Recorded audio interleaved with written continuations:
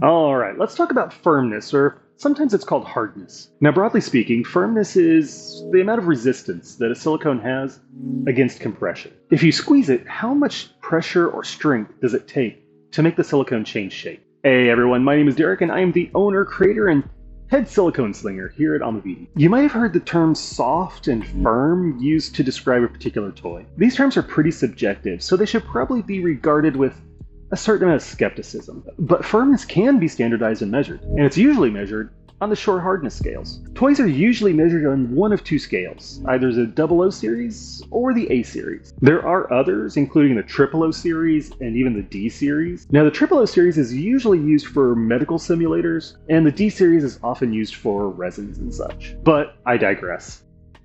Now, broadly speaking, the 00 series is going to be softer than the A series, usually, and each series is measured from 0 to 100. Now, within a particular series, a smaller number is always going to be softer than a bigger number. So a 0030 is always going to be softer than a 0050, and an A10 is always going to be softer than an A25.